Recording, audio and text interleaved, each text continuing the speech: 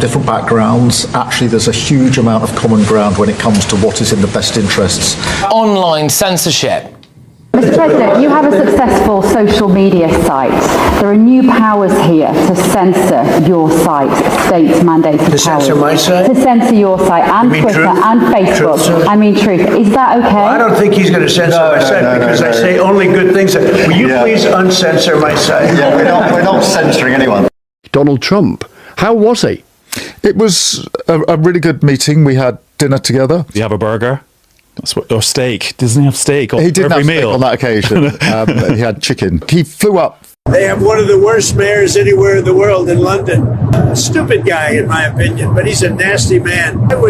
So many people said thank you for saying that. He's a bad guy. Khan is London Mayor, you're a disgrace. You're disgusting. You do not deserve to be in that position. Not when the welfare, the well-being, the dignity, the integrity, the safety and the innocence of children in the capital city is at stake. You are the most deplorable, despicable, horrible human being to answer that question like that. Now you get back in that seat, you answer the question properly, you get the stats, you hold the police to account. That is what you're supposed to be doing. That is what I'm paying you to do. As someone who pays taxes, living in London, I should expect no less. The country should expect no less. You disgust me. You know, politics is pretty simple. It's, I assume there's a thing going on between you and Nigel, and it's okay. You know, it's two parties.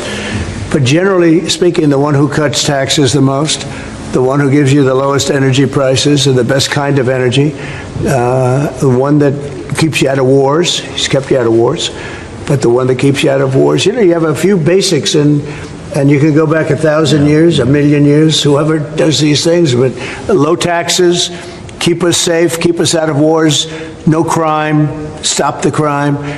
And in your case, a big immigration component, you know, because I know that your attitude has become strong on immigration, strong on the toughness of immigration. But I think whoever's going to be, I think I won because... Free speech today. Well, free speech is very important. I don't know if you're referring to any place in particular. Perhaps they are, but...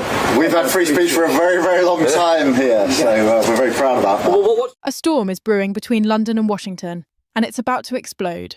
Donald Trump has sent a furious warning straight to Prime Minister Keir Starmer, accusing him of silencing free speech and putting illegal migrants in luxury hotels while Britain's veterans sleep on the streets. But here's the twist. King Charles is quietly standing with Trump. What happens next could shake UK-US relations to their core. For Starmer, this was no ordinary criticism. This was an international dressing down from the leader of Britain's most powerful ally, broadcast for the world to see. Trump's fury was not contained to a single issue. He linked the deeply controversial Online Safety Act, branded by opponents as a state-backed censorship weapon, with the mounting outrage over Britain's lavish treatment of asylum seekers. By combining these two scandals into a single devastating narrative, Trump painted a picture of a government that was both morally adrift and dangerously authoritarian. You don't tell Americans what they can and can't say, Trump thundered. And you don't put people who broke the law into five-star hotels while your heroes sleep on the streets. The bluntness of his words cut through the usual political noise, leaving even seasoned commentators stunned. Inside Downing Street, Starmer's reaction was immediate and intense. According to sources, he was visibly angered, not just by Trump's accusations, but by the audacity of what he saw as foreign interference in the UK's internal affairs. Privately, he complained that Trump's intervention was a deliberate attempt to undermine his government, a calculated move to embolden his political enemies at home. But if Starmer expected sympathy, he found none in the most unexpected place, Buckingham Palace. King Charles, while careful not to endorse Trump's style, is said to have shared concerns about the treatment of veterans and the dangers of excessive state control over speech. Courtiers hinted that the king, mindful of his role as a symbol of national unity, could not ignore the growing public anger over policies that appeared to reward those who circumvented the law while neglecting those who served it. This alignment between the US president and the British monarch created a political storm unlike anything seen in recent memory. The government now faced not just an opposition party eager to capitalise on the controversy, but also the combined weight of America's bluntest political voice and the quiet moral authority of the Crown. Across the country, the reaction was immediate and visceral. Social media erupted with hashtags like Veterans Before Migrants and Free Speech Under Threat. driven by ordinary citizens who felt that the government had lost touch with its most basic responsibilities. For many, Trump's message, however abrasive, struck a chord. They saw a leader willing to say out loud what their own politicians refused to acknowledge. And with King Charles subtly reinforcing those concerns, Starmer found himself increasingly isolated in the court of public opinion. Meanwhile, in Washington, the State Department made it clear that Trump's comments were not off-the-cuff bluster. Officials confirmed that the White House had been monitoring the Online Safety Act for weeks, warning that its sweeping powers could affect American companies like X, Reddit, and Discord, forcing them to comply with UK content restrictions or face crushing penalties. To Trump, this was unacceptable, not just as a matter of policy, but as an affront to the core American principle of free expression. You start letting other countries decide what our people can say, he warned, and you lose the very freedom that built our nations. It was a message designed to resonate not just in the US, but across Britain, where many now fear that the Online Safety Act represents the thin edge of a very dangerous wedge. And with the migrant hotel scandal still raging, Trump's intervention was like gasoline poured on an already roaring fire. As the dust from Trump's televised warning began to settle, the real political fallout was only just beginning. Keir Starmer found himself boxed in from every direction, Washington's anger on one side, growing unrest at home on the other, and now the quiet but unmistakable moral pressure from King Charles. In normal times, a prime minister could try to downplay foreign criticism, call it just politics, and move on. But this was different. Trump's words had landed with precision, hitting two of the most sensitive fault lines in British politics: free speech and immigration. The Online Safety Act had already faced fierce domestic opposition, with Reform UK, civil liberties groups, and even members of Starmer's own party warning that it handed the state dangerous control over what could and could not be said online. Now, with the President of the United States publicly condemning it, the legislation was no longer just a national debate. It was an international flashpoint. Every major news outlet on both sides of the Atlantic was running with the story, and the narrative was slipping further and further from Starmer's grasp. Even worse, the migrant hotel scandal was providing the perfect moral backdrop for Trump's accusations. Every new image of former soldiers sleeping rough while migrants dined in hotel restaurants seemed to prove Trump's point. The optics were brutal, and Starmer knew it. Inside Parliament, the opposition wasted no time sharpening their attacks. Nigel Farage, seizing the moment, declared that Trump is saying what millions in Britain already believe, that our leaders have abandoned their duty to their own people. Conservative MPs who had been cautiously silent on the Online Safety Act began hinting that it might need review, sensing the public mood shifting rapidly. Even some Labour backbenchers, wary of defending what was increasingly being called Starmer's censorship law, began calling for clarifications to ensure it wouldn't infringe on free expression.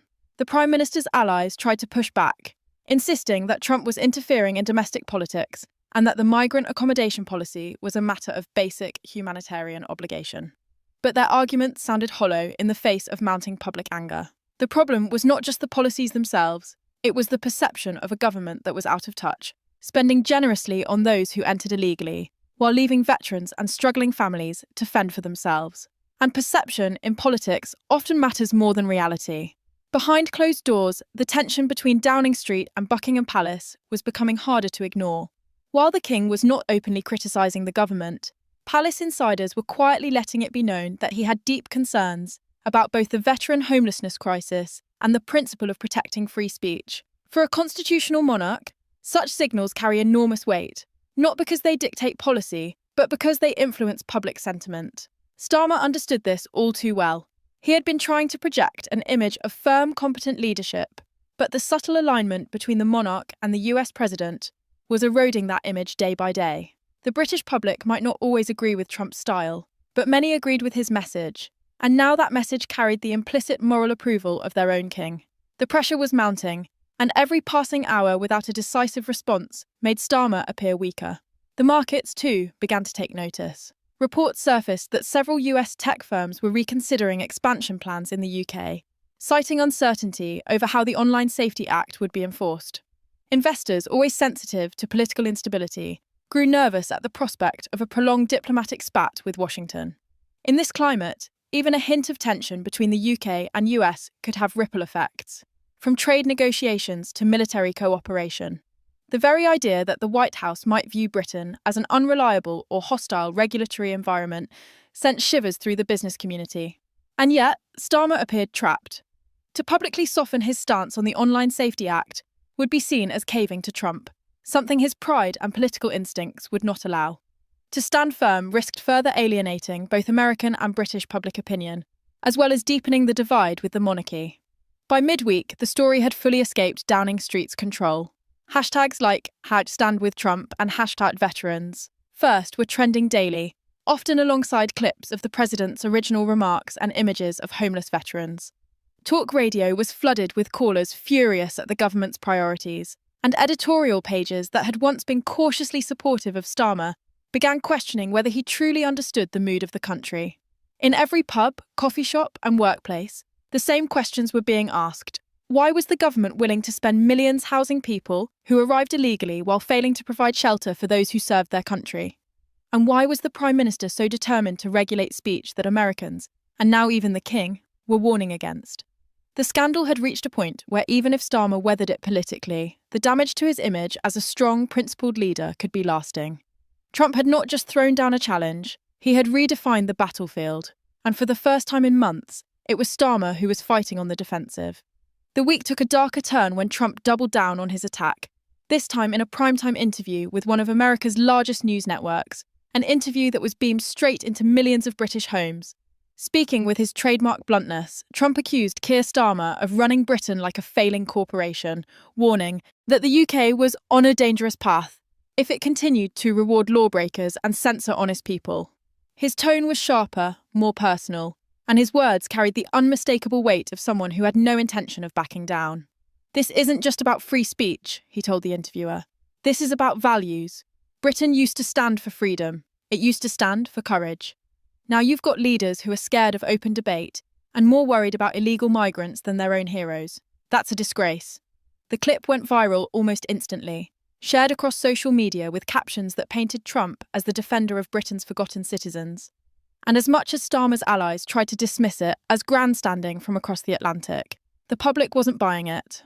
Inside Number 10, the mood was tense. Starmer, already bristling at Trump's first intervention, was now furious at what he saw as an orchestrated campaign to undermine his authority. Advisors urged him to deliver a strong public rebuttal, one that would frame Trump's remarks as inappropriate meddling in sovereign affairs. But every draft statement seemed to carry the same risk, that he would appear defensive, reactive, and trapped in Trump's media game. The Prime Minister's hesitation was beginning to look like weakness, and in politics, weakness is blood in the water. The opposition sensed it. Nigel Farage took to the airwaves again, declaring that Trump's right, this government has lost its moral compass. Conservative MPs, emboldened by the backlash, began calling for the Online Safety Act to be reviewed in Parliament, with some openly suggesting it should be scrapped entirely. Even Labour's own backbenchers began whispering about the need to rethink parts of the law, fearing it could become an electoral liability. Adding to the crisis was a fresh wave of revelations about the Migrant hotel scandal. Investigative reports uncovered contracts showing that the government had paid some hotel chains more than £250 per room per night, far above standard rates, to house asylum seekers. Pictures of plush suites with sea views, fully equipped gyms, and unlimited buffets filled the evening news, contrasted against footage of homeless veterans huddled in doorways. The juxtaposition was damning, and Trump's earlier comments now rang even louder in the public's ears. On phone-ins and comment sections, people voiced a growing sense of betrayal. Why was the government bending over backwards to accommodate those who broke the rules, while turning its back on those who defended the country? Starmer's ministers tried to defend the policy as a temporary measure, but by now the damage was done. The images told their own story, and it was one of misplaced priorities. The diplomatic strain was becoming impossible to ignore. Senior civil servants warned that US-UK relations were entering uncharted territory, with the White House privately pressing for assurances that the Online Safety Act would not be used to target American companies or content. Tech giants were already making contingency plans, from lobbying campaigns to potential relocation of certain operations out of Britain. Trade negotiators feared that the long-discussed UK-US free trade deal could quietly stall, a move that would be politically disastrous for Starmer. Yet despite all this, the Prime Minister remained adamant that Britain would make its own laws without interference. It was a line meant to project strength, but critics saw it as stubbornness, and Trump was quick to seize on it, framing it as proof that Starmer was more concerned with political pride than the welfare of his people. And then came the twist that no one saw coming. A carefully worded statement from Buckingham Palace. Without directly naming Trump or Starmer, King Charles spoke at a veterans' charity event, praising those who served this nation, who deserve our utmost respect, care and gratitude, before all others. It was subtle, but the timing was unmistakable. The message, whether intentional or not, aligned perfectly with Trump's central argument. Newspapers on both sides of the Atlantic seized on it, running headlines that suggested the king had sided, at least morally, with the US president. Starmer's allies scrambled to play it down, insisting that the monarch had merely been speaking about charity work. But the damage was already done. The image of the king and Trump, however different in style and politics, appearing to agree on a fundamental moral principle, was devastating to a prime minister already on the ropes. For millions watching, the question was no longer whether Trump had a point. It was why their own leader seemed so unwilling to acknowledge it. What began as a fiery warning from Trump had evolved into a full-blown test of Keir Starmer's leadership, a test he was visibly struggling to pass. Every day, new headlines seemed to tighten the noose. Leaked memos from civil servants warning of the reputational cost of the migrant hotel policy. Veterans groups launching petitions demanding urgent government action and fresh opinion polls showing a sharp drop in public trust for the Prime Minister. The numbers were brutal. Starmer's approval ratings had slid into negative territory for the first time since taking office, while support for Reform UK surged as Nigel Farage skillfully rode the wave of populist anger.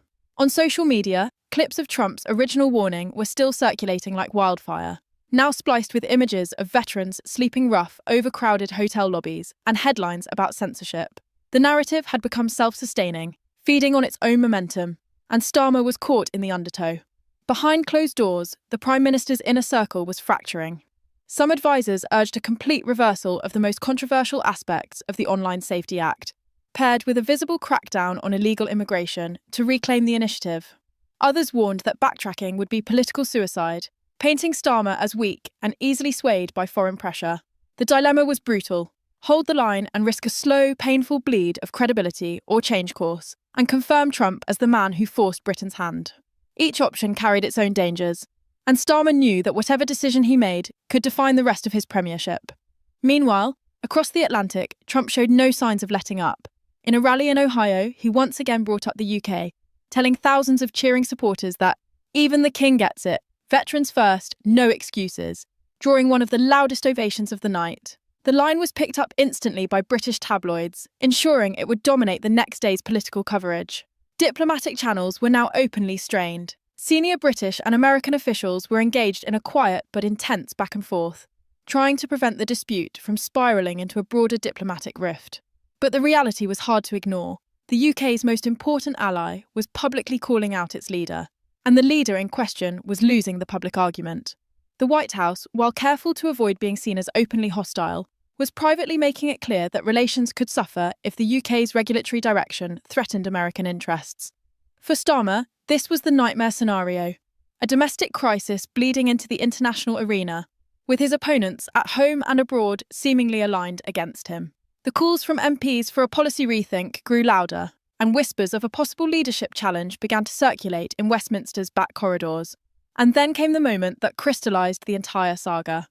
At Prime Minister's questions, Starmer was confronted by a Conservative MP who, holding up a printed photo of a homeless veteran, asked, "Prime Minister, can you tell this man why you think it's more important to silence Americans online than to give him a home?"